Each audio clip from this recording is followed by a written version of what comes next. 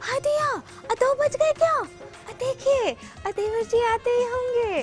TV serials की हर खबर देगा देश का देवर।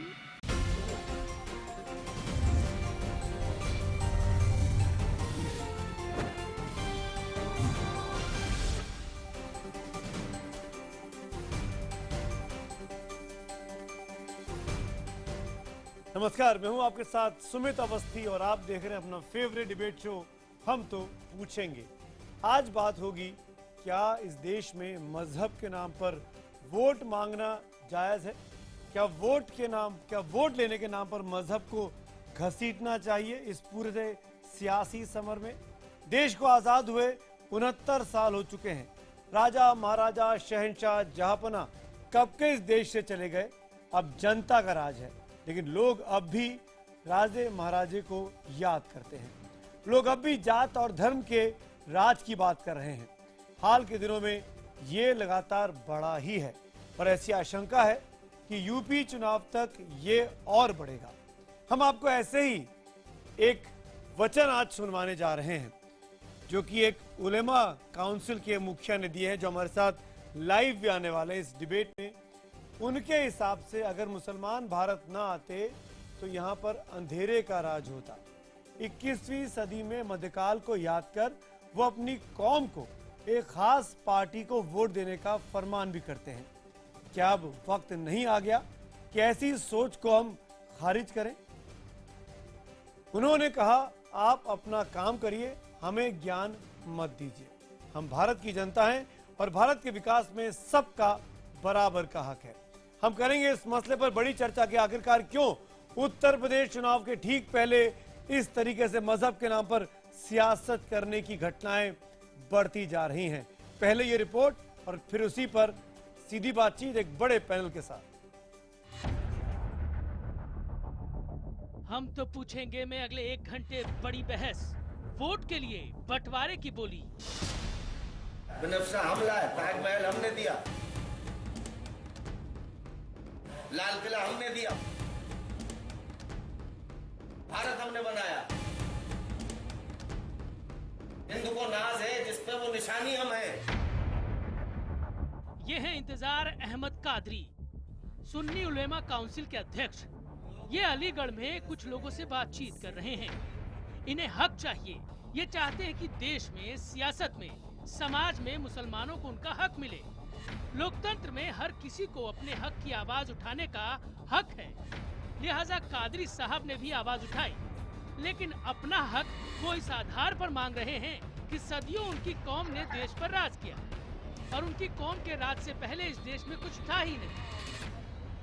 1000 साल तक इस भारत पे हुकूमत की है। भारत में था क्या? हम आते धमाते कमाते के अलावा था क्या? तुलसी जी फूला करती थी।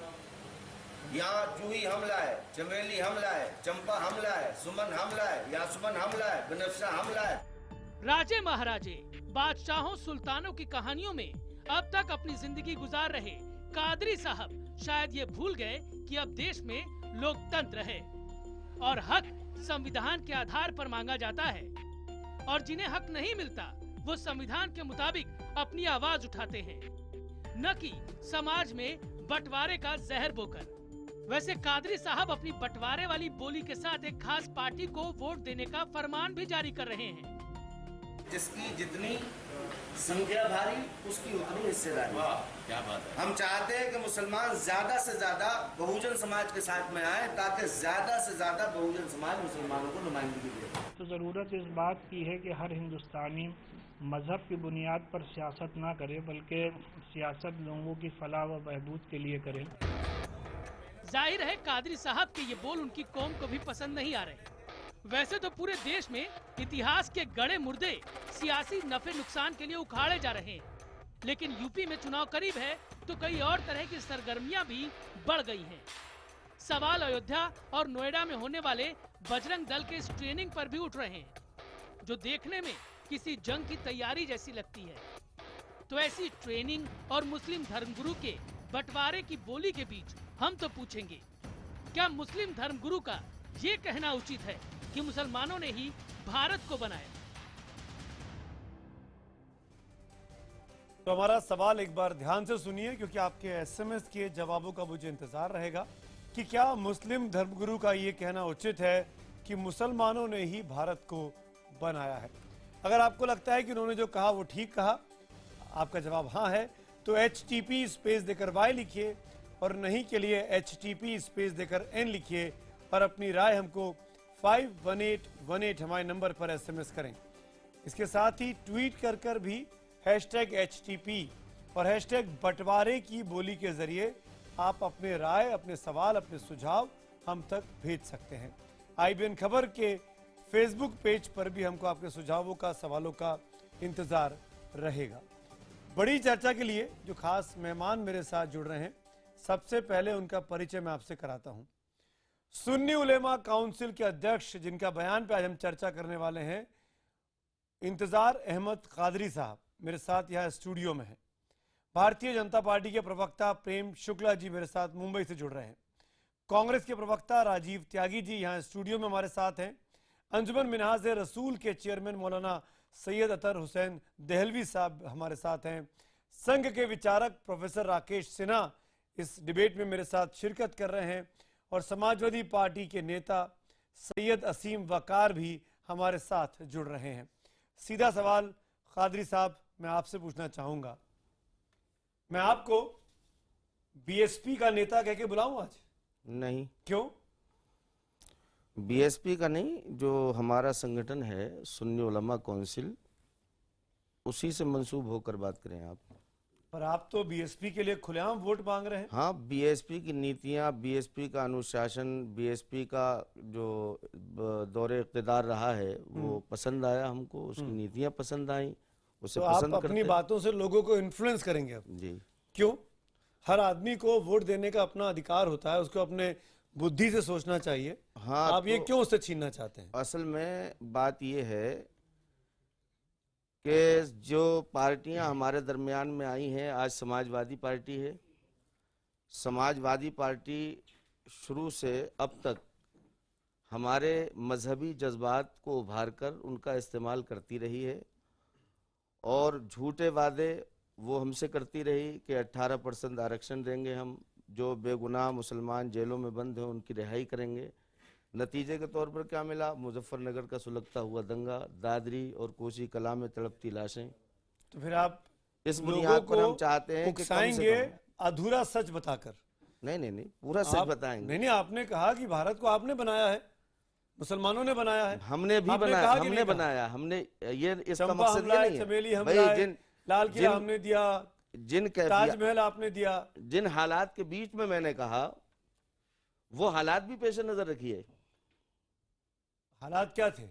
वो हालात ये हैं कि आज इस वक्त में प्रदेश में और देश में जिस तरीके के जहर घोलते जहरीले बयानात दिए जा रहे हैं, और राज्य और देश की हमारी सेंट्रल गवर्नमेंट दोनों खामोश हैं। नहीं, कहीं ट्रेनिंग के नाम पर मुस्लिम आप टोपी लगाकर उसको सामने रखा जाता है। अयोध्या में अभी जैसा कादरी कि साहब, मालूम हुआ है, आप सुन्नी उलेमा काउंसिल के अध्यक्ष हैं, जी, अगुवा हैं, लीड करते हैं पूरी काउंसिल को। जी। ये कहना आपके जैसे एक रिस्पॉन्सिबल पोजीशन पर बैठे आदमी को कि वो अधूरा सच दिखाए। मुसलमानों के पहले इस हिंदुस्तान में कौन कौन रहा है आपको पता है? इतिहास की जानकारी है आपको? मुसलमानों से पहले भी लोग रहे हैं। कौन थे वो लोग? लेकिन जब मुसलमान आए, कौन थे वो लोग? आदिवासी बताइए लोग ना। रहे हैं। मुसलमान आदिवासी के बाद सीधे मुसलमान आ गए। बीच में इतिहास की जानकारी नहीं है आपको? नहीं, और भी लोग रहे मैं हैं। आपको बताऊं, आपका ज्ञान, सामान्य ज्ञान थोड़ा सा बढ़ा देता हूं। जी, तक्षशिला यूनिवर्सिटी का नाम सुना है आपने? जी, किसने दी वो? जी, बताएं। शून्य का जो हिंदुस्तान में आविष्कार हुआ, जी, वो किसने किया? दशमलव आविष्कार। सुमित जी, नहीं, ये बताइए ना। ये आप अधूरी बात कहते हैं और ये कहते हैं कि ये सब चीजें मुसलमानों ने दी, और अब इसलिए मुसलमानों को इकट्ठा होकर एक एक्स पार्टी को वोट देना चाहिए। एक उलेमा काउंसिल के मुखिया का ये काम होता है? क्या आप पॉलिटिकल पर्सन हैं? आप कहिए कि आप बीएसपी के आदमी हैं। क्यों नहीं कहते आप? बात ये आप है, चुनाव लड़िए, कहिए मैं हम- बीएसपी के चुनाव लड़ रहा हूं हम- और मैं बीएसपी का वोट मांग लूं, बात खत्म हो जाएगी, डिबेट खत्म हो जाएगा। हम सुन्नी उलमा काउंसिल के जिम्मेदार आदमी हैं, इसलिए हम चाहते हैं कि हम अपनी भोली भाली आवाम को सही वक्त में सही रास्ता दिखा सकें। क्योंकि आपकी आवाम भोली भाली है, इसलिए आप उनको अधूरा सच दिखाकर अधूरा नहीं। चीजों को बरकरार रहे हैं। नहीं नहीं, आप बिल्कुल बरकरार है कादरी साहब, आपके जैसे आदमी पर मुकदमा चलना चाहिए, मैं साफ कहूंगा। आप अधूरा सच बता रहे हैं जी, आपने पूरा सच नहीं बताया जी। ये गलत बात है, ये समाज को बांटने की कोशिश है, समाज में विरोध पैदा करने की कोशिश है। और जो ये कोशिश करेगा, चाहे वो बजरंग दल के नाम पर ट्रेनिंग देने के नाम पर हो, मैं उनकी क्लास लूंगा, मैं उनसे पूछूंगा। और चाहे कादरी साहब आप हो, मैं आपको बुला के आपसे पूछूंगा कि समाज को तोड़ने का अधिकार आपको किसने दिया? हम समाज को तोड़ने की बात नहीं करते हैं। समाज को तोड़ने की बातें तो वो कर रहे हैं जो जहरीले बयान तो पूरी बात बोलिए ना, भगाने की बातें कर रहे हैं। पूरी बात बताइए ना। हिंदुस्तान को हिंदुस्तान बनाने में किसका रोल रहा? हिंदुस्तान को हिंदुस्तान बनाने में किसका रोल रहा? हिंदुस्तान को हिंदुस्तान बनाने में मुसलमानों का भी रोल रहा है, अहम रोल रहा है। जी हाँ, तो और इसी तनाजुर में ये गुफ्तगू की है मैंने। और आप ये को ये कहना चाहिए था, आपको ये कहना चाहिए था कि हिंदुओं का भी रोल रहा। क्यों नहीं कहा आपने वो बात? सुमित जी, हिंदू तो आए दिन ये बजरंग दल के, शिवसेना के आए दिन बयान दे रहे हैं। सारे हिंदू वही खड़े, ये राजीव त्यागी वही खड़े, राजीव त्यागी वही खड़े कांग्रेस पार्टी के। भाई मैंने आपको बजरंग दल से शिकायत है, उनका नाम लेके बोलिए। भाई मैंने उन फिरका परस्त लोगों के खिलाफ कहा है। नहीं, जो सुमित जी, मैं आता हूं, वकार साहब मैं कहूँ, मैं पहली बात तो आपसे चाहूंगा कि आप ऐसे लोग जो इस तरह की बयानबाजी कर रहे हैं, इन पर आपकी पार्टी, आपकी सरकार है, क्या कार्रवाई करेगी? देखिए, सबसे पहली बात तो ये जो बहुजन उलमा काउंसिल के अध्यक्ष जी बैठे हैं, मैं इनसे एक बात पूछना चाहता हूं कि जो इन्हीं ने यहाँ बयानात दर्ज कराए हैं अपने हुकूमत हिंदुस्तान की सियासत में, ये दौरे हुकूमत की बात कर रहे हैं बहुजन समाज पार्टी की, तो मैं इनको बयान याद दिला दूं कि जिसको इन्हीं ने वोट देने के लिए अभी अपील की है जनता से, ये इनकी जो पार्टी की नेता हैं जो इनको फंडिंग कर रही हैं बहुजन उलमा काउंसिल को, ये एक बयान याद कर लें कि इन्हीं ने, इनकी नेता ने ये बयान दिया था कि क्योंकि मुसलमान कट्टरपंथी होता है और मुसलमान कट्टरपंथी भाषा पसंद करता है और कट्टरपंथी सोच पसंद करता है, इसलिए मेरठ में कट्टरपंथी मुसलमान जीतने ना पाए, इसलिए मैंने अपनी जाति का पूरा वोट भारतीय जनता पार्टी की तरफ ट्रांसफर कर दिया है। तो ये कौन सी दौरे हुकूमत की बात कर रहे हैं, मेरी समझ में नहीं आ रहा है। दूसरी बात, जो इनकी नेत्री हैं बहन कुमारी मायावती जी, जिनके ये पैरों में गिरे पड़ रहे हैं, वो मोदी जी के मंच में 2002 के बाद गई थी। जिस 2002 का मैं जिक्र कर रहा हूं, हिंदुस्तानी पूरी दुनिया में एक काला इतिहास है वो, कि जब मुसलमानों का कत्लेआम हुआ, सड़कों पर खून बहा, नालियों में खून बहा, जानवरों की तरह से मुसलमानों को काटा गया, उसके 2002 के बाद इनकी नेता बहन कुमारी मायावती जी मोदी जी के मंच पर जाकर भारतीय जनता पार्टी का प्रचार किया और मोदी जी को हुकूमत में वापस लाने के लिए प्रचार किया। और उन्होंने गुजरात में अपना कुल वोट भारतीय जनता पार्टी और मोदी जी की तरफ ट्रांसफर किया। मैं इनसे पूछ रहा हूँ कि उसी दौरे हुकूमत की बात कर रहे हैं या किसी और दौरे हुकूमत की बात कर रहे हैं? मंच है, मैं पूछता हूँ यहाँ पे, आप मेरे सवाल का जवाब नहीं दे रहे हैं। मैंने आपसे पूछा, मैंने आप क्या कार्रवाई करेंगे? मैंने आपके सवाल का जवाब दिया। देखिए, क्या कार्रवाई करेंगे? नहीं सर, इसमें कार्रवाई की बात, खुलेआम इस तरीके से लोगों को बांटने की जो कोशिश है, आपको लगा नहीं कि लोगों को बांटने की कोशिश है? नहीं, फिर मैंने आपसे कहा कि देखिए, इसमें कार्रवाई वाली कोई ऐसा बयान नहीं दिया इन्हीं। सच्चाई ये है कि जो भी हुकूमत में आता है वो अपनी हुकूमत में के लिए और अपने लोगों के लिए तरक्की की सोच लेकर आता है और तरक्की करता है। बहुत अच्छी बात है, जिसने भी हुकूमत की है वो तरक्की करे। खाली मुगलों की बात क्यों भाई? यहाँ पर मुगलों से पहले भी मुसलमान बादशाह रहे हैं। अभी 2 दिन पहले की बात है वकार साहब, बता दूं, हम लोग बजरंग दल के प्रशिक्षण शिविर पर नहीं वकार साहब, आप मेरी बात सुनिए। नहीं वकार भाई, उस दिन आपने कहा कि कार्रवाई होनी चाहिए कानून के मुताबिक, इन पर क्यों नहीं होनी चाहिए? देखिए, क्यों नहीं होनी चाहिए? देखिए, उस दिन जो समाज को तोड़ने की, बांटने की कोशिश करे, क्यों नहीं होनी चाहिए? उनको क्यों नहीं होनी चाहिए? बात तो सुन लीजिए मेरी सर, मेरी बात तो सुन लीजिए, तभी तो आप समझ पाएंगे मेरी सोच क्या है। ये मौलाना साहब बताना भूल गए हैं कि खाली मुगलों की बात कर रहे थे और राजस्थान में, जयपुर में राजपूतों ने जितना विकास किया है, क्या उस विकास को नजरअंदाज किया जा सकता है? क्या उनके महलों को, उनके तरीकों को, उनकी हुकूमत के जो तरीके थे उनको नजरअंदाज किया जा सकता है? मैं तो समझता हूं कि अंधा भी नहीं नजरअंदाज कर सकता है। राजपूतों ने भी विकास किया अपने क्षेत्रों में, जहां पर जिसकी हुकूमत रही है उसने वहां विकास किया है। दूसरी बात, आपने भी बजरंग दल का नाम लिया है। मैंने उस दिन भी आपके चैनल पे कहा था, लाठी चलाना, आग के गोले में से फांदना, किसी की मदद करना, किसी को बिल्डिंग पर से बचाना, कोई गिर रहा है उसे संभाल लेना, कोई जख्मी है उसके जाकर इलाज कर देना, उसके जख्मों का इलाज कर देना, ये जुर्म नहीं था। जुर्म जो किया है उन्हीं ने, वो एक धर्म विशेष के हाथों में हथियार देकर दूसरे धर्म विशेष के लोगों को हत्या के लिए प्रेरित किया गया है। ये अपराध है। इस अपराध के लिए उनके खिलाफ कार्रवाई की गई है। और मैं समझता हूं कि जो अपराध उन्होंने किया है वो एक आतंकवादी गतिविधि थी। तो आतंकवादी अगर गतिविधि उत्तर प्रदेश में करेंगे तो ये तो बर्दाश्त के काबिल नहीं है। कार्रवाई की जाएगी और मैं समझता हूं कि हर हुकूमत में जो लोग हैं उनको कार्रवाई करना चाहिए। जो नहीं कर रहे हैं उनको भी सोचना चाहिए कि अगर आतंकवादी गतिविधि कर रहा है तो उसके खिलाफ आतंकवादी गतिविधियों को बढ़ावा दिया जा रहा है। आतंकवादी गतिविधियों को बढ़ावा वो लोग देते हैं जो धर्म के आधार पर आतंकवादी गतिविधियों में संलिप्त लोगों को न्यायालय में निर्दोष रिहा करने का षड्यंत्र करते हैं। आतंकवादी गतिविधियों को वो बढ़ावा देते हैं जो समाजवादी पार्टी के शासनकाल में इनकी पुलिस इलाहाबाद में प्रशिक्षण शिविर करती है और आतंकवादियों को भगवा वेशधारी बताती है। संसार के किसी भी कोने में भगवा वस्त्रधारी आतंकवादी की संकल्पना सिर्फ मुल्ला मुलायम सिंह यादव के नेतृत्व में चलने वाली सरकार ही कर सकती है। तो सांप्रदायिकता की हद ये पार करते पहला मुद्दा। अब ये इस मुद्दे में कह रहे हैं कि उलमा काउंसिल ने कोई विद्वेषपूर्ण बात नहीं की। ये सबसे बड़ा विद्वेष है कि आप एक धर्म विशेष के लोगों को जाहिल कहें। आप ये कह रहे हैं, ये कादरी मियाँ ये कह रहे हैं कि इसके पहले जब तक मुगल नहीं आए तो हिंदुस्तान में कुछ था ही नहीं।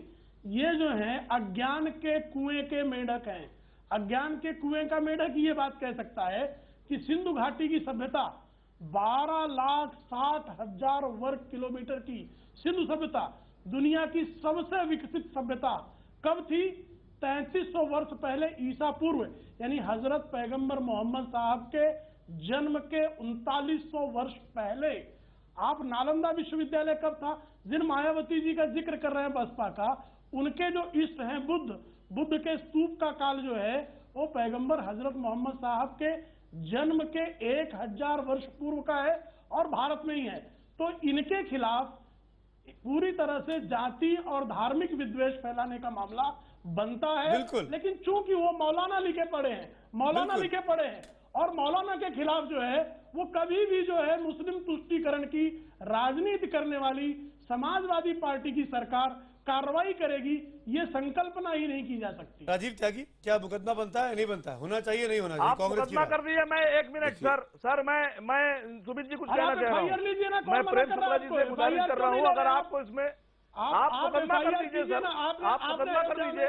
अयोध्या में आपने FIR लिया ना, आपने वो आतंकवादी गतिविधि थी, वो आतंकवादी गतिविधि थी, वो आतंकवादी ट्रेनिंग थी, वो आतंकवादी ट्रेनिंग थी, उसके खिलाफ कार्रवाई की है। मैं तो चिल्ला के कह रहा हूँ वो आतंकवादी कार्रवाई थी। इसमें मैं आपको कह रहा हूँ, अरे इसमें आप अपने राजीव त्यागी, आपको लगता है, आपको लगता है प्रेम शुक्ला जी, 1 मिनट, राजीव त्यागी, क्या इस मामले में कादरी साहब यहाँ बैठे हुए हैं?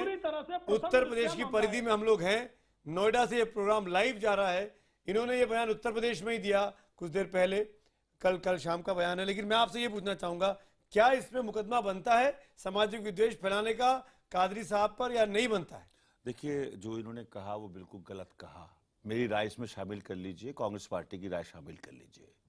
मैं उसको भी गलत मानता हूं सुमित जी, जिस वक्त भगवा झंडे को यूपी पुलिस ने एक मॉक ड्रिल में दिखाने का काम किया। मैं इसको भी गलत मानता हूं कि जब बजरंग दल टोपी लगा करके मुसलमानों को जिस तरह से दिखाने का काम किया, मैं उसको भी गलत मानता हूं। कांग्रेस पार्टी उसको भी गलत मानती है। एक शेर से अपनी बात शुरू करता हूं। हम क्या बनाने चले थे, क्या बना बैठे, कहीं मस्जिद बना बैठे, कहीं मंदिर बना बैठे। हमसे तो ये परिंदे अच्छे जो कभी मस्जिद पे जा बैठे, कभी मंदिर पे जा बैठे। उत्तर प्रदेश के 54 जिले आज सूखे से पीड़ित हैं। उत्तर प्रदेश के किसान को बिल्कुल गन्ने का पेमेंट नहीं मिल पा रहा है। उत्तर प्रदेश के नौजवानों को रोजगार नहीं मिल पा रहा है। उत्तर प्रदेश में स्त्री और बच्चे कुपोषण का शिकार हैं। उत्तर प्रदेश में जिस तरह से पुलिस कानून व्यवस्था को ध्वस्त कर रही है, स्वयं पुलिस ध्वस्त कर रही है, उस पर अगर कादरी साहब बोलते तो बेहतर होता। निश्चित रूप से कादरी साहब ने एक बात कही कि भाई मुगलों का योगदान है, उससे पहले कोई योगदान नहीं था। तो मैं बता दूं अपने मित्र को, नासा आज बहुत सारे ऐसे शोध कर रही है अंतरिक्ष के मामले में जो हमारे पुरातन ऋषि मुनियों ने शोध किए थे, उन पर शोध कर रही है। डिस्कवरी एक प्रोग्राम चलाती है जिसमें एलियंस के बारे में दिखाया जाता है, और जब भी एलियंस का जिक्र होता है, जब भी शक्तिशाली देवताओं का जिक्र होता है, तो उस वक्त हिंदुस्तान का जिक्र करते हैं। वो कहते हैं कि हिंदुस्तान के देवताओं के पास निश्चित रूप से विमान हुआ करते थे।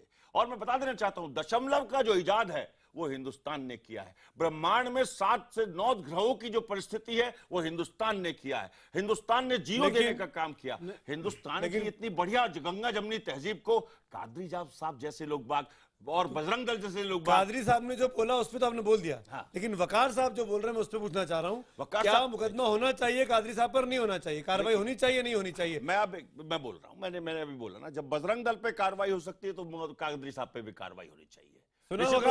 निश्चित रूप से कार्रवाई होनी चाहिए कि देखिए सुनिए, देश बचेगा तो धर्म बचेगा, देश बचेगा तो जाति बचेगी।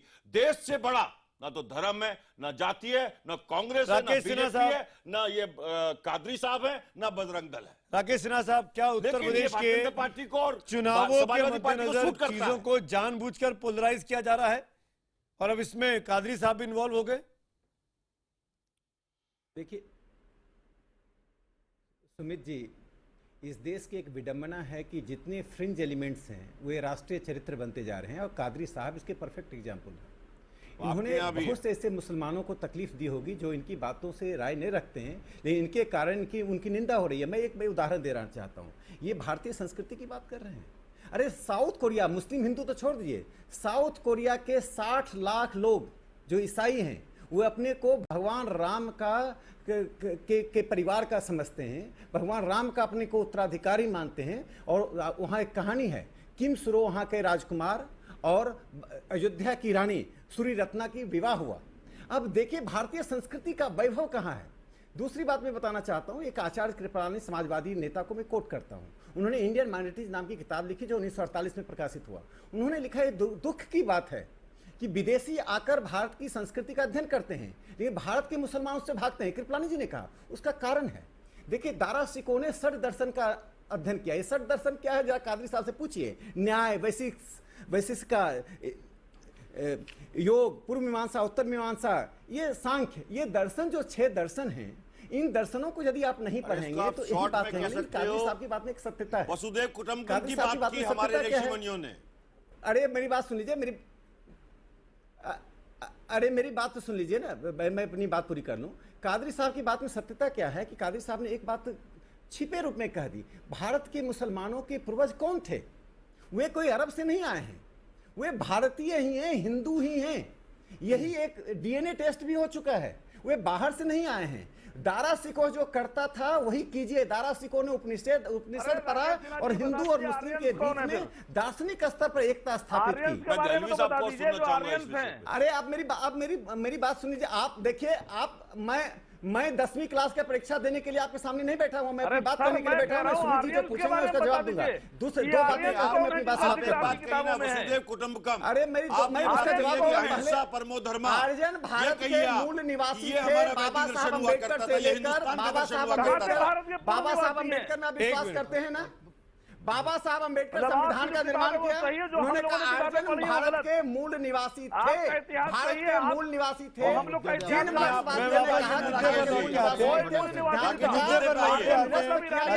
जी वकार साहब 1 मिनट मेरे साथ। सुमित जी मैंने हस्तक्षेप नहीं किया, मुझे 30 सेकंड दीजिए, मैं अपनी बात पूरी कर लूं। मुझे सिर्फ 30 सेकंड चाहिए। चलिए 30 सेकंड। मैं एक डाउन एक अखबार है पाकिस्तान का, पाकिस्तान का डाउन अखबार है। उसमें कहां से किताबें लाके पढ़ते हैं आप? आरएसएस की किताबें लाके पढ़ते हैं, गलत जानकारियां हासिल करते हैं, गलत जानकारियां लोगों में आके बांटते हैं। आप भूल जाते हैं कि टेलीविजन पे आपसे ज्यादा काबिल लोग बैठते हैं, आकर आपसे ज्यादा पढ़ने वाले लोग बैठते हैं। आपको ये बात ध्यान ही नहीं रहती है। आप समझते हैं कि आप अपने घर में बैठे हुए हैं, आप गलत जानकारी। एक मिनट, मैं मूर्ख बनने के लिए मैं आप दोनों को रोकूंगा माफी के साथ पर। लेकिन देहलवी साहब जी, मैं आपसे पूछना चाहूंगा, ये मौर्य डायनेस्टी का नक्शा है मेरे हाथ में जी, कहां से कहां तक थी? आप शायद कादरी साहब जानते होंगे या नहीं जानते होंगे तो आज जान जाइए। ये हिंदुस्तान का रूपरेखा थी। आप जिस काल की बात कर रहे हैं उससे हजारों साल पहले, और तब यहाँ पर मौर्य थे, कलिंगा को छोड़ तब यहाँ पर मुसलमान नहीं थे। देखिए आपने ऐसी पिक्चर पोर्ट्रे कर दी कादरी साहब ने कि आज मुसलमानों को बैठ के ये साबित करना पड़ रहा है कि हम इनके साथ नहीं है। देखिए, परेशानी की बात यह है, अगर कादरी साहब, जाहिर बात है उम्र में मुझसे बड़े होंगे, अगर कादरी साहब पैगंबर अलैहिस्सलाम की सीरत ही पढ़ लेते तो शायद उनको भारत समझ में आ जाता। इकबाल ने कहा कि मेरे अरब को आई ठंडी हवा जहां से, मेरा वतन वही है, मेरा वतन वही है। भारत और इस्लाम के रिश्ते पैगंबर साहब के ज़माने से हैं, उससे पहले से भी हैं। अभी मैं एक जगह, जब इनकी ये बयान आया, एक जगह मैं कह रहा था, देखिए हम इस संस्कृति को साजी संस्कृति कहते हैं। भारत की खूबी और कमाल ये है कि यहाँ अवंतीपुर हो, मोहनजोदाड़ो और हड़प्पा हो, वापी हो, इस भारत ने जितनी सभ्यताएं थी, जितनी तहजीबें थी, उन सबको पूरे तरीके से पनपने का यहाँ मौका फराहम किया। भारत में जब मुसलमान आए, मैं आपको बात बताना चाहता हूँ कादरी साहब, और ये इसलिए नहीं मैं टीवी पे कह रहा हूँ, ये वो संस्कार हैं जो मैं अपने बड़ों से सीखता आया हूँ। मैं अपने आप को ये मानता हूँ कि मैं भारतीय मुसलमान हूँ, खाली मुसलमान नहीं बल्कि मौलाना आज़ाद के लफ्ज़ों में कहता हूँ, भारत की 1000 साल साझा विरासत पे मुझे गर्व है, खाली मुस्लिम विरासत पे गर्व नहीं है। दूसरी चीज़ आपको मालूम होनी चाहिए, जिस तरीके की आप बात कर रहे हैं, ये इस तरीके की बातें हैं। देखिए अवस्थी जी, बड़ी दिलचस्प मैं आपको बात बताऊँ, सिन्हा साहब और मैं एक डिबेट में थे, जो काम हुआ, भारत ने उन लोगों को अपने सर पर बिठाया है, उनका सत्कार किया है। इसी भारत की खूबी और कमाल ये है, इसी हिंदुस्तान के अंदर अगर शेरशाह सूरी जैसा बादशाह जो है वो काबुल से चिट्टागंज तक जीटी रोड निकालता है, तो इसी भारत के इतिहासकारों ने उसको अपने सर पर बिठाया है। यहीं पे दारुशिकों का सत्कार किया गया है। और एक अंतिम बात मैं आपसे कहना चाहूँगा, आपके इस तरीकों की बयानबाजी से एक आम आदमी, और मुझको पूरा फख्र है, मैं भारतीय मुसलमान हूँ, भारत की तहजीब, तमद्दुन, एक आखिरी 30 सेकंड में अपनी बात पूरी कर रहा हूँ, चूंकि बहुत बड़ा ट्विटर पे आप देखिए उन्होंने तो बयान दे दिया, लेकिन उससे कितना नुकसान हो रहा है। एक और मैं आपको एक बात बता दूं, इस देश की खूबी और कमाल ये था, ये मैं मानता हूं, क्योंकि देश आध्यात्मिक था। शुक्ला जी और सिन्हा साहब मुझसे बेहतर जानते, यहाँ लिबास को जिसके आप जो कह रहे हैं आदिवासी लोग नहीं थे, वो सभ्य लोग थे। उनके यहाँ संस्कृत या आध्यात्मिक तौर से सिले हुए कपड़ों की परंपरा नहीं थी। लेकिन जब मुगल या भारतीय मुसलमान आए तो इल्तुतमिश, आप जानते हैं इल्तुतमिश को, भारत का पहला था, उसने मौलवियों से कहा कि मेरे बच्चे को कुरान पढ़ाना तुम्हारा काम है, लेकिन सियासत के लिए उसको चाणक्य, आखिरी बात सुन लीजिए, उसको चाणक्य की नीति पढ़ाई जाए। और हिंसा जिसकी आप बात कर रहे हैं, भारत में हिंसा अरबी का लफ्ज़ है, मुगलों ने यहाँ, और आखिरी चीज, प्रधानमंत्री अभी रामायण का तर्जुमा लेके ईरान गए, इसलिए आपने कैसे कह दिया कि भारत मुसलमान भी नहीं है। वो ये कह रहे हैं कि आप जो कह रहे थे उससे देश में रहने वाले बाकी मुस्लिमों को दिक्कत हो जाएगी, उनको ये साबित करने में दिक्कत हो जाएगी कि वो कौम परस्त हैं, वो देश परस्त है कि नहीं है। देखिए सुनिए, मैंने जिस परिस्थिति में कहा है, जिन हालात के बीच में कहा है, पूरी गुफ्तगू आप सुनिए। मेरा मकसद ये नहीं कि सिर्फ मुसलमानों ने या हमने काम किया, हमने भी काम फिर किया। सुना देता हूँ आपकी बात, मैं ये कहता हूँ कि एक बार फिर से साउंड बाइट लगा देते हैं। कमल का फूल किसका है? रखा हुआ है पूरा। 20 सेकंड दे देंगे। कमल के फूल के बारे में आप क्या कहेंगे?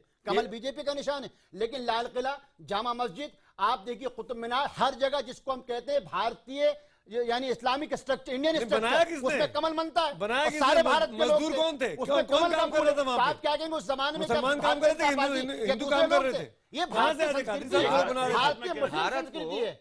भारत को अच्छा रंग भरने में, भारत को सजाने में, भारत को बनाने में मुसलमानों का भी रोल है ना, का भी रोल चाहिए ना। बोलिए ना, अब आप उस परिस्थिति में, मैंने बोला है, सुनिए आप फिर आपने उसके आगे आप बढ़ते हैं और आप कहते हैं कि बीएसपी को वोट दीजिए। क्यों दीजिए भाई बीएसपी को वोट? अगर आपको बीएसपी से वोट दिलवाना है, नहीं तो आप अपने पास रखिए ना। इतिहास आप पब्लिक में कैसे बैठ के बोलेंगे? इतिहास को आप पब्लिक में कैसे बोलेंगे? आपको तो माफी मांगनी चाहिए देश की जनता से कि आपने बरगलाया लोगों को। मैंने बरगलाने का कोई काम नहीं किया इसमें। ये कांग्रेस हो, समाजवादी पार्टी हो या बहुजन समाज पार्टी हो, मुसलमानों को वोट बैंक के तरीके से समझते नहीं है। इनके लिए मुसलमान एक वस्तु है जिसको डराकर एक मुसलमानों के सामने एक काल्पनिक शत्रु ये प्रस्तुत करते हैं। पिछले 60 सालों से भारत के मुसलमानों के सामने एक काल्पनिक शत्रु का सिद्धांत प्रस्तुत करके उसे डराकर, उसको मनोवैज्ञानिक रूप से डराकर, धमकाकर वोट लेने की राजनीति करते हैं। पब्लिक में बोल रहे हैं, इसलिए सवाल खड़ा हो रहा है। बकार साहब बैठे हुए हैं, इस पार्टी में कोई बुनियादी अंतर नहीं है। जी से भी कहनी है। एक बात मैं तो बकार साहब को बता देना चाहता हूं, राजीव त्यागी प्लीज, राकेश जी मेरे को कंप्लीट करने दीजिए, मैं आपके बीच में नहीं बोल रहा था। ताजमहल से नहीं जाना जाता है, आइडिया ऑफ इंडिया की बात कीजिए। आइडिया ऑफ इंडिया वेद, पुराण, रामायण, महाभारत, ये आइडिया ऑफ इंडिया के अंग हैं। यदि वेद, पुराण, महाभारत, रामायण को निकाल दीजिए तो भारत में कुछ अवशेष नहीं रह जाएगा। इस सत्यता को इंडोनेशिया ने स्वीकार किया। इंडोनेशिया में बहुमत मुसलमानों का है, लेकिन संस्कृति हिंदू संस्कृति है। आप इंडोनेशिया से बड़े मुसलमान हो गए क्या? और अंतिम बात, 27 अक्टूबर 27 मार्च 2012 को डाउन एक अखबार है पाकिस्तान का, इसलिए मैं चाहूंगा कि बीच में ना बोले जब मैं बोलूं कि पाणिनि को पुख्ता राकेश जी मेरी बात सुनिए प्लीज। पाख्तूनों को यह सलाह दिया, ये कोई पॉलिटिकल डिबेट नहीं है मेरी राय में आज, और ये डिबेट ऐसी डिबेट है जिस डिबेट पे हम लोगों को बिल्कुल सत्य पे आधारित रहना चाहिए और संविधान को पूजना चाहिए। मेरा ये मानना है, कांग्रेस पार्टी का ये मानना है कि सबसे ज्यादा मुकद्दस किताब अगर कोई है देश में, वो देश का संविधान है। देश के संविधान के अगेंस्ट सुनिए, अब देखिए राकेश जी फिर बोल रहे हैं, ये स्वीकार करने के तैयार नहीं है। देखिए ये अशिष्टता है। आप बोलिए, आप क्या बोलेंगे? आप तो दोनों बातें करते हैं, आप निंदा नहीं कर सकते इन्हें, आप इनकी निंदा कीजिए, बताइए। आपको भी वोट चाहिए। अरे राकेश जी मैं तो आपकी भी निंदा कर रहा हूँ, इनकी भी कर रहा हूँ, दोनों की निंदा कर रहा हूँ। अब सुन लीजिए जरा आप, राकेश जी फिर मैं आपको बोलने नहीं दूंगा, चैलेंज कर रहा हूँ फिर आपको, फिर आप बोल नहीं पाएंगे, फिर आप उठ के भागेंगे डिबेट से। आप चुपचाप सुन लीजिए, आप 1 मिनट मेरी बात चैलेंज कर रहे हैं आप सुनिए। मैंने शुरू में कहा कि जो संविधान की धाराओं के विपरीत जाए, जो कानून का शासन स्थापित करने में दिक्कत करे, उस पर निश्चित रूप से कार्रवाई होनी चाहिए, चाहे वो बजरंग के लोग बाग हो, चाहे वो कादिर साहब जैसे लोग बाग हो। मेरी बात बहुत स्पष्ट है। मैं ये कहना चाहूंगा, इस देश का ही चरित्र है, भारतवर्ष का ही चरित्र है, मेरे प्यारे देश का चरित्र है कि यहाँ एक सिख प्राइम मिनिस्टर होता है और अल्पसंख्यक यहाँ पर राष्ट्रपति होता है, और बहुसंख्यक हिंदू उन दोनों को फॉलो करता है। ये देश का चरित्र है, भारतवर्ष का चरित्र है, क्योंकि भारतवर्ष के डेमोक्रेसी जीन्स में है, भारतवर्ष के सहिष्णुता भारतवर्ष के जीन्स में है। लेकिन भारतवर्ष में कुछ लोग बाग, जैसे बजरंग दल के लोग बाग हैं, जिस तरह की राजनीति कर रहे हैं, और जिस तरह राकेश सिन्हा जी जिस तरह से विताड़वाद कर रहे हैं, विताड़वाद का समय नहीं है, समय इस बात का है कि किस सदी में क्या बढ़ता हुआ भारत चाहिए या धर्म के आधार पर भारत चाहिए। भारत बढ़ता हुआ अगर चाहिए तो आपको संविधान की रक्षा करनी होगी प्रत्येक नागरिक को, और बढ़ते हुए भारत के लिए आपको विकास देना होगा। लेकिन विकास के विषय पे भारतीय जनता पार्टी भी फेल है और समाजवादी पार्टी भी फेल है, तो दोनों का हैंड इन ग्लोव है। और इसी हमारे देश में उत्तर प्रदेश में एक नारा और लगा था, माय डियर फ्रेंड, तिलक तराजू और तलवार, जूते मारो इनके चार, ये नारा लगा था बकायदा। तिलक ने भी, तराजू ने भी और तलवार ने भी नारे लगाने वालों को वोट दिया, क्योंकि यहाँ की जनता क्षमाशील है, क्षमा करना जानती है। तो कादरी साहब मैं आपसे कहना चाहूंगा, विश्व के इतिहास में सिंधु घाटी से लेकर के जितनी भी सभ्यता है, और जो दहलवी साहब ने आज बहुत बेहतर बात की, आज जरूरत देश में इस बात की कि दहलवी साहब जैसे लोग बाग देश में कहीं ना कहीं एक छाप छोड़ते हैं और प्रेम का संदेश देते हैं। आज देश को प्रेम की जरूरत है। दहलवी साहब मैं कहना चाहूंगा, और आप भी कहिए कि कादरी साहब को अपने इस बयान की निश्चित रूप से निंदा करनी चाहिए और माफी मांगनी चाहिए। माफी मांग लीजिए, मैंने आप ये कहिए सबका योगदान है, आपसे गलती हो गई, आप ये सबका योगदान है। आप ये कहिए हिंदू मुस्लिम सिख ईसाई सबने देश को बनाया है, तो फिर आखिर हम सबने अपने खून से सींचा है देश को। आप बेंजी को कैसे बोल सकते हैं? आप मतलब कैसे बोल सकते हैं? आप इंदिरा गांधी जी को कैसे बोल सकते हैं? आप अटल बिहारी वाजपेयी जी को कैसे बोल सकते हैं? आज मैं बहुत स्पष्ट कह रहा हूं, मैं पॉलिटिकल बहस नहीं कर रहा हूं। भूलने की बात नहीं कर रहे हैं त्यागी जी। आप मोरारजी देसाई को कैसे बोल सकते हैं? किसी को भूलने की बात नहीं कर रहे। आप पंडित नेहरू को कैसे बोल सकते हैं? आप मौलाना अब्दुल कलाम आजाद को कैसे बोल सकते हैं? फिर आप ये क्यों कहते हैं कि हिंदुस्तान में तुम्हें तो इस तरह की चीजों से निश्चित रूप से देश का नुकसान है।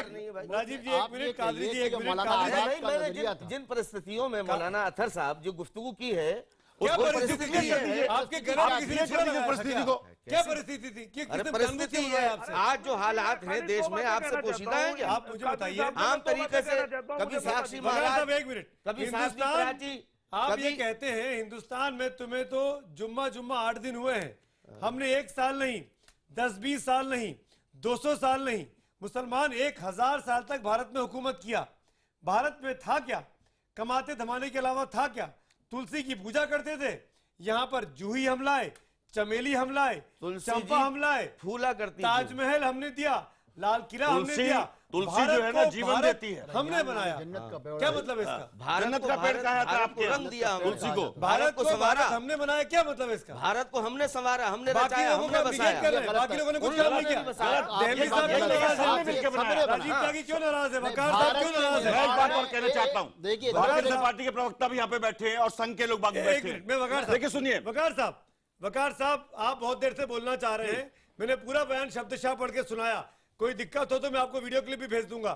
मैं चाहता हूं कि आप अश्योरेंस करें, मैं चाहता हूं कि आप अश्योर करें हमारे दर्शकों को कि कादरी साहब जैसे लोग जो बयान दे रहे हैं वो गलत हैं, वो कानून के मुताबिक नहीं है, उन पर कार्रवाई होनी चाहिए। सर मैंने पहले भी आपके चैनल पर, मैंने अभी आपके चैनल पर कहा सुमित कि जी खाली मुसलमानों की बात क्यों कर रहे हैं। राजस्थान चले जाइए, राजस्थान में जितना डेवलपमेंट हुआ है वो राजपूतों ने किया है। जिस पार्टी में हैं, सुन लीजिए सर, मेरी बात सुनिए पहले पूरी। राकेश जी आपके रिश्ता के सबके बीच में बोलते हैं और फिर आप कहते हैं आपको राकेश जी मेरी बात हो जाने दीजिए, मैं ऐसे बीच में बोलता नहीं हूँ। ये गलत बात है राकेश जी। राकेश जी आप हमसे उम्र में बड़े हैं, इतना कहना चाहता हूँ कि हमारे आजम खान ने भारत माता को डाइन कहा था, हजरत मोहम्मद सल्लल्लाहु कादरी अलैहि साहब वसल्लम ने जब कहा तो उसके पहले आजम खान ने भारत माता को राकेश जी पार्टी से निकालने की बात कही है, फिर कादरी साहब की बात करिएगा। राजीव जी में नहीं बोलता हूँ मैं वकार साहब, राकेश जी प्लीज बीच में मत बोलिए, क्योंकि आपके बीच में बोलने से मैं कादरी साहब के संबंध में सवाल पूछ रहा था और कादरी साहब मुस्कुराने लगे आप दोनों की बहस देखकर, और कादरी साहब को मैं मुस्कुराने देना नहीं चाहता हूँ, क्योंकि आज जो आपने किया नहीं, आप जो आपने कहा वो गलत कहा, आप माफी मांग लीजिए, आप वकार साहब बिल्कुल ठीक कहा वो जो कहा उस पर हम बाद में बात कर लेंगे। वकार साहब आप आजम खान पर कार्रवाई नहीं करेंगे, समझ में आता है कि आपकी पार्टी के नेता हैं, पर कादरी साहब तो राजनीतिक तौर पर भी विरोधी हैं, इनके खिलाफ क्यों नहीं कार्रवाई कर रहे हैं, इनको क्यों प्रोटेक्ट कर रहे हैं? सर मैं ये सर सुन तो लीजिए मेरी बात, ये बहुजन समाज उलेमा काउंसिल के जो बहुजन समाज उलेमा काउंसिल के पता है, आप अपनी राजनीतिक रोटियां मत सेकिए, ये उलेमा काउंसिल के मुखिया हैं और ये बहुजन शब्द जोड़ के आप इसको अपना फायदा देख रहे हैं कि हमारे पैगंबर। सर सुन लीजिए सर, या तो मुझे बोलने मत दीजिए, मैं चुप। नहीं तो आप गलत बात बोल रहे हैं, आपने 3 बार बोला बहुजन समाज उलेमा काउंसिल, मैंने नहीं टोका आपको बीच में, ये बाकायदा प्रेसिडेंट है, सुन्नी उलेमा काउंसिल के मुखिया है ये। इनका नाम स्कोर मत करिए ना, अब बोलिए। हमारे पैगंबर सुन लिए सर सुनिए, हमारे पैगंबर मोहम्मद साहब ने हिंदुस्तान के बारे में ये कहा तो बता दिया कि मुझको हिंद से जन्नत की हवाएं आती हैं। ये बात तो हो गई भाई, हिंदुस्तान से जन्नत की हवाएं मोहम्मद साहब को आ रही थी। एक बार दूसरी बात करबला में हमारे इमाम हुसैन, हमारे इमाम हुसैन, हजरत इमाम हुसैन ने आपका बयान सुनिए मुझे हिंद जाने के लिए रास्ता दे दो, मुझे हिंद जाने के लिए रास्ता दे दो। तो हिंदुस्तान वो इसलिए नहीं आना चाहते थे कि वो जंग से भाग रहे थे। हिंदुस्तान वकार साहब पिछले 35 मिनट से उस वक्त भी इस मुद्दे पे हम लोग कई बार बात कर चुके हैं। हिंदुस्तान में नहीं आप मेरे सवाल का जवाब लोग रहते थे। दीजिए वकार साहब, मेरे सवाल का जवाब दीजिए, आप इनको अलग चश्मे से क्यों देख रहे हैं? आप कादरी साहब को बचा क्यों रहे हैं? कादरी साहब पर विद्वेष फैलाने का मामला क्यों नहीं बन सकता? मैं इनको बचाने, आप मुकदमा कीजिए। आप नहीं करेंगे, आपकी सरकार नहीं करेगी, आपकी सरकार कार्रवाई कर देगी, आपकी सरकार कार्रवाई कर देगी। फिर मैंने आपसे कह दिया है कि अगर इनका बयान, अगर इनका बयान वकार साहब आप अगर इनका बयान इस दायरे में आता है, अगर इनका नहीं, मैं क्यों एक्सपोज हो रहा हूँ सर? मैंने कहा ना, इनका बयान अगर इस दायरे में आता है, इस दायरे में आता है, इनके मामले में आता है कि कार्रवाई की जाए, आता है तो अब मुझसे अधिक आप जानते हैं कानून को। बजरंग दल के बारे में मैंने बताया आपसे कि बजरंग दल में एक आतंकवादी गतिविधि हो रही थी, बजरंग दल वाले एक आतंकवादी ट्रेनिंग दे रहे थे, इसलिए मैंने बताया आपसे कि बजरंग दल वाले आतंकवादी ट्रेनिंग दे रहे थे और उनका काम बचाकर वाला था, अपने आप को एक्सपोज कर रहे हैं चुनावी माहौल में। प्रतिबंध लगा दीजिए, पुलिस आपके पास है, कार्रवाई कर लीजिए। आतंकवादी कार्रवाई यहीं बैठे मेरे साथ स्टूडियो में सरकार है तो आप कार्रवाई कीजिए, कौन रोक रहा है? इन्होंने संगीत सोम को गिरफ्तार नहीं किया था, ये इनको क्या करेंगे? प्रेम शुक्ला, क्या ये समाजवादी पार्टी का दोहरा रवैया है? प्रेम शुक्ला पैदा करता है, दोहरा और दोगला रवैया है, दोनों से दोहरा और दोगला रवैया है, साफ दिखाई दे रहा है। साक्षी महाराज, प्रेम शुक्ला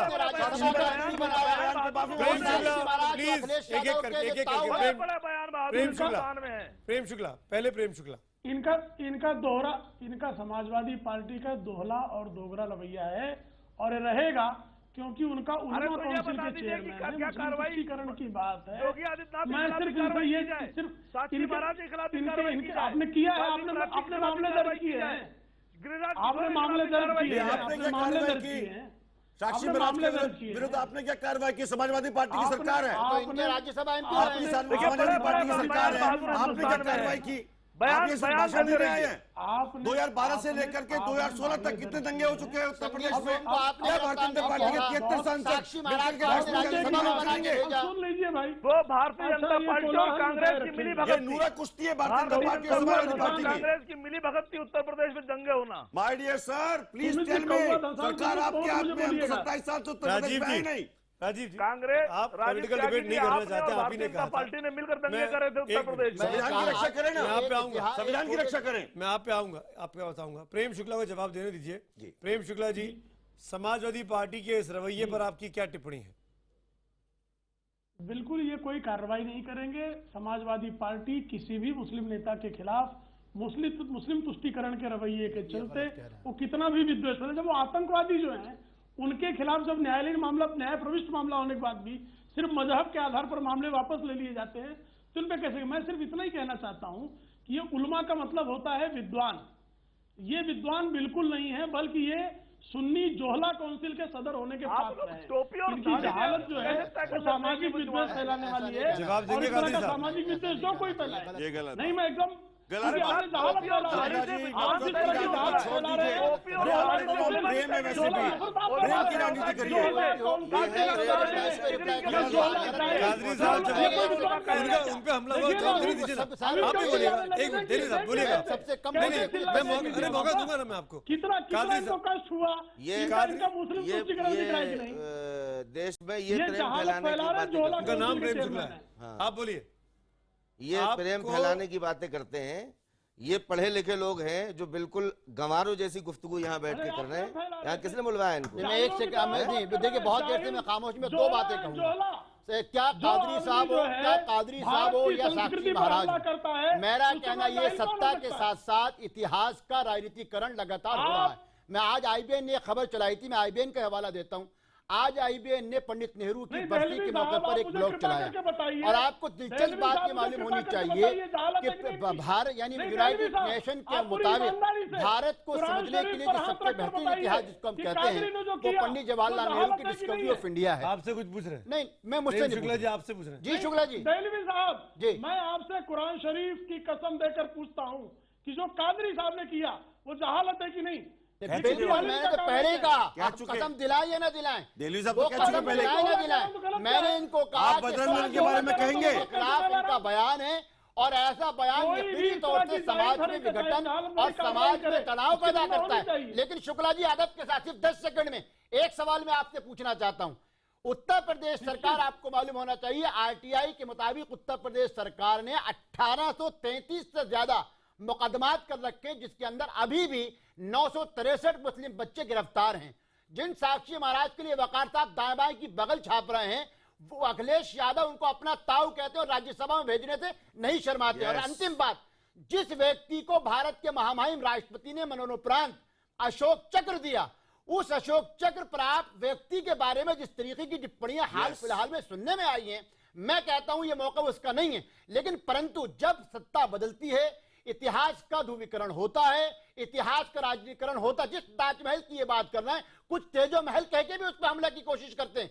इसलिए इतिहास को इतिहास, भारत को भारत रहने दीजिए। भारतीय इतिहास को समझने के लिए मौलाना कादरी साहब, मैं आपसे कहता हूं, आपको मौलाना आजाद को फॉलो करना चाहिए। आपको कहना चाहिए सांझी संस्कृति है, यह ना संघ की है ना कादरी साहब की, यह संस्कृति भारतीय संघ की है। क्या लगता है आपको कादरी साहब को कहना चाहिए कि माफी मांगे? बिल्कुल, इनको कहना चाहिए कि हाँ, मैं अपने लफ्जों से इनको कहना चाहिए। और आपको वकार साहब, आपको कार्रवाई सब पे करनी पड़ेगी, खाली बजरंग दल नहीं। जितने भी लोग हैं, हिंदू या मुसलमान, जो इस तरीके की बात करते हैं, आप वहाँ बयान मत कीजिए। मैं तो आपसे खुद ही कह रहा हूँ, पार्टी कर क्या रही है बैठ के? मैं तो आपसे खुद ही कह रहा हूँ कि कोई भी हो, चाहे वो कादरी हो, चाहे दादरी हो, जो भी हो, हम कार्रवाई बिल्कुल करेंगे अगर कोई किसी के बयान से। और कादरी साहब, आपको कहना चाहिए कि आपका बयान गलत था। कार्रवाई बताइए। मैंने जिन हालात में, मौलाना खुद ही कह रहा हूँ आपसे, मैं कार्रवाई, हमारी सरकार बिल्कुल कटिबद्ध है। किसी भी तरह से कोई भी आदमी देखिए, मैंने जिन हालात में, जिन परिस्थितियों में बयान दिया है, वो ये तो कह ही रहे भाई, ये तो कह रहे हमारा भारत है। क्या हालत था भाई? ये तो आए ये भारत आपका है ना? मेरे 2-3 सवाल का जवाब दीजिए। ये भारत आपका है? सबका है। सबने मिलकर बनाया भारत को। बनाया। तो आप उस बयान की आखिर क्यों हमें भगाने की बातें करते हैं? आप एक बात सुनिए ना, जब मैं बजरंग दल के अगेंस्ट बोल रहा हूँ हिंदू होने के बाद, मैं आप चलो कांग्रेस से छोड़ देता हूँ इसमें, और उसके बाद मैं कह रहा हूँ कि बजरंग दल आरएसएस जो कर रहा है देश में, वो निश्चित रूप से हिंदुओं का सबसे बड़ा विरोधी है। आप जो कर रहे हैं वो इस्लाम के सबसे बड़े विरोधी हैं। मैंने ये नहीं कहा है कि किसी और ने काम नहीं किया। आपने कही है, अब दोबारा कहिए। ये नहीं कहा। आपने कहा मैं अपने पुराने बयान को छोड़ करके ये कहने का मतलब कहना चाहूंगा सिर्फ तुल और ये कहूंगा कहना वो आप किसी की पूजा पद्धति पे कहेंगे। आप मुझको पूजा करती थी, पूजा नहीं। मुझको ये आपको मालूम है प्रधानमंत्री ईरान गए थे? आपको मालूम है प्रधानमंत्री साहब मैंने पूजा की बात ही नहीं की। आपको मालूम है प्रधानमंत्री ईरान गए? आप मुझे जवाब दीजिए ना। आपको मालूम है प्रधानमंत्री ईरान गए थे अभी, और ईरान जो वो कुरान शरीफ वहां के सुप्रीम लीडर आयतुल्लाह खामनई को दे के आए हैं, वो भारत में लिखा हुआ हजरत अली से मंसूब सबसे पुराना कुरान था, और उसी के साथ साथ रामायण का फारसी तर्जुमा देके ये वो भारत है जहां पे जिसने मुगलों ने और मुसलमानों ने पंचतंत्र का तर्जुमा किया, हारून रशीद के जमाने में हिंसा का तर्जुमा किया। आप आपके बयान से नाराज है। देखिए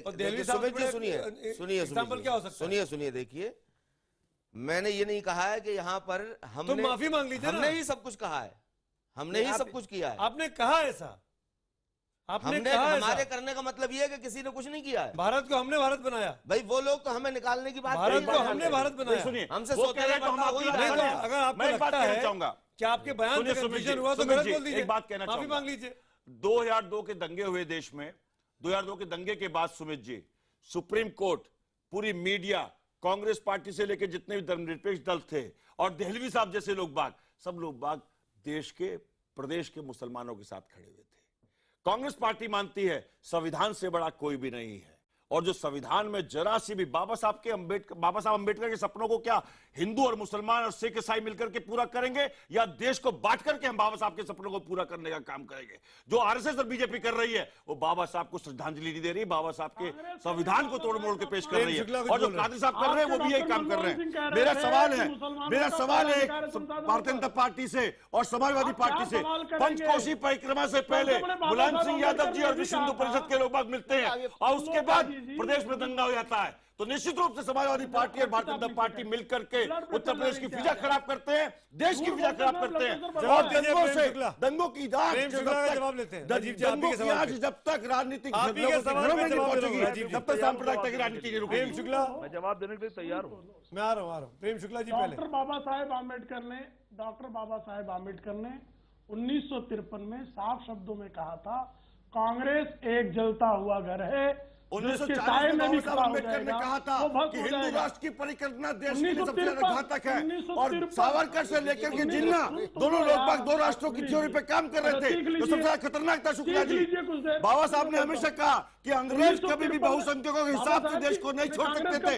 पाकिस्तान या भारत का विभाजन किताब पढ़ लीजिए बाबा साहब की, और आपको पता चल जाएगा बाबा साहब का क्या विचार था संघ के बारे में। राजीव जी सुन लीजिए ना, आप ही की बात का जवाब, मेरी बात का जवाब क्या दे रहे हैं? मैंने कहा बाबा साहब की किताब पढ़ ले, भारतीय जनता पार्टी बाबा साहब की किताब पढ़ ले और बताएं कि हिंदुत्व से लेकर के भारत के विभाजन पे उनका संघ के बारे में क्या मानना था। सुन लीजिए आपकी बात सीखेंगे। देखिए, जब कोई आदमी झूठ बोलता है तो उसका रक्तचाप बढ़ जाता है। माय डियर फ्रेंड, अगर मैं झूठ बोल रहा हूँ तो आज से राजनीति छोड़ दूंगा, और आप अगर झूठ बोल रहे हो तो आप राजनीति छोड़ देना। मैं चैलेंज के साथ कहना चाहूंगा, पाकिस्तान या भारत का विभाजन किताब पढ़ लीजिए आप बाबा साहब की, और जो व्यूअर्स सुन रहे हैं वो नेट पे जाके भी चेक कर ले कि हिंदुत्व के बारे में और भारत और पाकिस्तान के विभाजन के बारे में बाबा साहब ने क्या कहा। गूगल पढ़ के चले आए। आपकी गूगली फेल हो, मोदी जी की गूगली फेल हो चुकी है माय डियर फ्रेंड। भाषण विदाउट राशन है पूरे देश में, बंद हो जाएगी आपकी। पूरे देश में भाषण विदाउट राशन है, जीरो अचीवमेंट है आपका, जीरो अचीवमेंट। कहाँ है विकास? पानी पीजिए, पानी का खा हो जाए। ये साइंटिफिक बात है जी। Prem Shukla my dear friend, जवाब नहीं आपके पास। लास्ट 2-2.5 मिनट बच्चे मेरे पास। आऊंगा। डॉक्टर बाबा साहेब आम्बेडकर ने 1953 में SC/ST फेडरेशन की स्थापना करते हुए कहा कि जो कांग्रेस एक जलता हुआ घर है, भ्रष्टाचार का अड्डा है, 53 के बाद जातिवाद 57 का अड्डा है, चुनाव, जो 62 इसके का दायरे चुनाव, में भी इंदिरा खड़ा जी हो के नेतृत्व में जाएगा। चुनाव, लाल बहादुर शास्त्री जी के नेतृत्व में चुनाव, राजीव गांधी जी के नेतृत्व में चुनाव, नरसिम्हा राव जी के नेतृत्व में चुनाव, मनमोहन सिंह साहब के नेतृत्व में चुनाव, कांग्रेस जीतती रही माय डियर फ्रेंड। अगर जनता का घर होता तो कांग्रेस कैसे जीती? आप लोग कांग्रेस अपने पॉलिटिकल डिबेट में कादरी साहब को भूले जा रहे हैं। वो कादरी साहब जिनकी वजह से हम सब आज इकट्ठा हुए, सुमित जी, उन बाबा कादरी साहब को साहब सच्ची श्रद्धांजलि यही तो होगी ना। उन कादरी साहब को बच के निकलने का मौका मिल जा रहा है। वो कादरी साहब जो बहुजन समाज पार्टी के लिए, उसे अम्बेडकर साहब की पार्टी के लिए, जिसको बहन जी बार बार कहती हैं, वोट मांग रहे हैं। आपके आपस के वाद विवाद में कादरी साहब बच के निकल रहे हैं। कादरी साहब नहीं, वोट मांग रहे हैं, ये कोई जुर्म तो नहीं है। जुर्म नहीं है, लेकिन इस तरीके से धर्म के नाम पर, ये बात धर्म के नाम पर वोट मांगना ये जुर्म है। नहीं, धर्म के नाम पर वोट मांगना जुर्म है। धर्म के नाम पर वोट मांगना हिंदुस्तान में जुर्म है। धर्म के नाम पे संविधान नहीं पता है तो पढ़ लीजिए कादरी साहब। समाजवादी तमाम बातें कहते हैं, से वोट मांगना जुर्म है। तमाम बातें कहते हो, आखिर में कहते हैं कि बसपा को वोट दो। नहीं, मैंने इसीलिए आपसे पहला सवाल पूछा कि मैं आपको बीएसपी का उम्मीदवार क्यों ना बोलूंगा। नाम पर बीएसपी का चोगा ओढ़ लीजिए, काम करती है। बीएसपी के कैंडिडेट बन जाइए। आप उलेमा काउंसिल के अध्यक्ष होने के बाद नहीं हो सकते। देखिए कादरी साहब, पहली चीज तो आपको ये कहना चाहिए आपसे गलती हुई। दूसरी चीज, आपको ये हक नहीं है कि आप किसी के लिए वोट मांगे। और तीसरी और आखिरी चीज, शुक्ला जी बड़े अदब और एहतराम से त्यागी साहब और हमारे बड़े अच्छे मित्र ज्ञानी राकेश सिन्हा जी यहाँ मौजूद हैं। हम सबको देखिए, इतिहास अपने आप में कभी नहीं भूलता। जिन बाबा साहब भीमराव अंबेडकर की हम बात कर रहे हैं, हमको वो इतिहास ये भी बताता है कि बंबई से किन किन कांग्रेस के दिग्गजों ने उनको चुनाव हराया था और मुस्लिम लीग की मदद से बाबा साहब अंबेडकर जो है वो कॉन्स्टिट्यूशन असेंबली पहुंचे थे। ये भी एक सत्य है। इतिहास कभी किसी के साथ बाबा साहब कानून मंत्री बने, पंडित नेहरू ने चिट्ठी लिखी नहीं लिखी, पंडित नेहरू की चिट्ठी के बाद वो बने नहीं बने। एक मिनट, राकेश सिन्हा जवाब देना, पंडित नेहरू की चिट्ठी के बाद वो बने फिर कानून मंत्री। जवाब दीजिए इस बात का, फिर मुझे वाइंड अप भी करना है। वकार साहब लास्ट में आऊंगा आपके पास। पहले 30 सेकंड, मुझे 30 सेकंड यदि अनइंटरप्टेड मिल जाए तो मैं जवाब दे दूं। इसके 3 मिनट कर देते हैं। मैं इतना ही कहना चाहता हूं कि देखिए, भारत की संस्कृति की गहराई को पहचानने के लिए, जानने के लिए मैं बकार साहब से अनुरोध करता हूं और कादरी साहब से कि दारा सिकोह को ही कम से कम पढ़ लें। तभी भारत एक रहेगा और तभी मुसलमानों को वही प्रतिष्ठा मिलेगी जो जिस प्रतिष्ठा के वो हकदार हैं। देहलवी साहब नहीं कुछ तो देहलवी साहब भारतीय जनता पार्टी के अशोक का नाम बदल कर दारा सिकोह रखेगी। रास्ते को मैं बोलता हूं, जिन्ना का अवशेष, आप जिन्ना का अवशेष अरे माय डियर फ्रेंड, मुझे बताइए ना, जब जिन्ना के बाजार पे जाने पे अडवाणी जी को मार्गदर्शन मंडल में भेज सकते हैं, तो दारा सिकोह से इतना प्रेम है आपका, तो अशोक रोड हटा करके दारा सिकोह रोड रख लीजिए। एक सजेशन है, बात कीजिए, औरंगजेब की बात एक सजेशन है ना, आप हर बार दारा सिकोह को कोट करते हैं। आप अब्दुल कलाम की बात कीजिए। अरे माय डियर फ्रेंड, अब दारा सिकोह से आप अब्दुल कलाम पे आ गए, जाकिर हुसैन पे भी आइए, सलमान खुर्शीद पे भी आइए, गुलाम नबी पे भी आइए, पे भी आइए, आपकी पार्टी की राष्ट्रीय अध्यक्षा बाटला हाउस एनकाउंटर के आंसुओं से इतनी भीग खाना पच जाएगा और वो पच जाएगा। कहना है असीम वकार साहब on the screen just for last 30 second. Waqar साहब, आखिरी 30 सेकंड है मेरे पास और मैं चाहूंगा कि आप दर्शकों को ये भरोसा देके जाइए कि अगर प्रदेश में कोई भी विद्वेष फैलाएगा, चाहे वो बजरंग दल के लोग हो, चाहे वो कादरी साहब जैसे लोग हों, आपकी सरकार दोनों के साथ बराबर का फैसला करेगी। बोलिए इस बात को आज। बिल्कुल 100% ये भरोसा दिला के जा रहा हूं। और उसके साथ एक और बात कहता हूं कि कादरी साहब के बारे में एक बात और कह दूं कि कादरी साहब 1526 से पहले, जब बाबर आया नहीं था, और उससे पहले हिंदुस्तान को सोने की चिड़िया कहा जाता था। गजनवियों गोरी के टाइम से पहले भी सोने की चिड़िया कहा जाता था। हम इतने डेवलप थे। तो मैं खाली इतना कहना चाहता हूं कि अपनी जो आपकी तालीमात हैं उनको सुधार लीजिए। मुझे लगता है कि आपका स्कूल और राकेश सिन्हा जी का स्कूल एक ही मानसिकता का है। तो अगर आप ऐसी बात करेंगे तो आपके ऊपर भी उंगलियां उठेंगी। आपने, मैं माफी के साथ डिबेट का मुझे यहाँ पे एंड करना पड़ेगा, लेकिन कादरी साहब मैं आखिरी बार आपसे पूछ रहा हूँ, क्या आप माफी मांगेंगे? मैंने जो कहा है वो सही कहा है। अपनी बात पर अमल करते हैं अभी भी? मैं अभी भी अमल करता हूं। समाज में विद्वेष फैल रहा है? जी नहीं। आपने सुना बगल में इसमें कोई समाज में किस तरीके से आपको भाई हरेक को अपनी बात कहने का हक है। आप मानते हैं कि सबने मिलकर देश बनाया, आपको गलत कह रहे हैं। आपके साथ बैठे, ये दोगली बात हो गई ना। माफी के साथ मौलाना आजाद के नजरिए पे कल भी कायम था, आज भी कायम साजिश नहीं। माफ करिए, हक पहुंचता है तो हमें भी हक पहुंचता है। नहीं क्या मुस्लिम धर्मगुरु का ये कहना उचित है? हमारा आज का सवाल था कि मुसलमानों ने ही भारत को बनाया है। हजारों की संख्या में हमें लगातार आपके मैसेज मिले हैं। केवल 12% हाँ कहते हैं, 88% नहीं में जवाब देते हैं कि कादरी साहब के बयान से बहुत बड़ा दर्शक वर्ग सहमत नहीं है। यही सवाल हमने ट्विटर पर भी पूछा। 91% लोग आपकी बात से सहमत नहीं दिखाई देते हैं। स्पष्ट हो जाता है इस पोल से IBN7 का दर्शक वर्ग कादरी साहब जैसे उलेमाओं के साथ नहीं खड़ा है।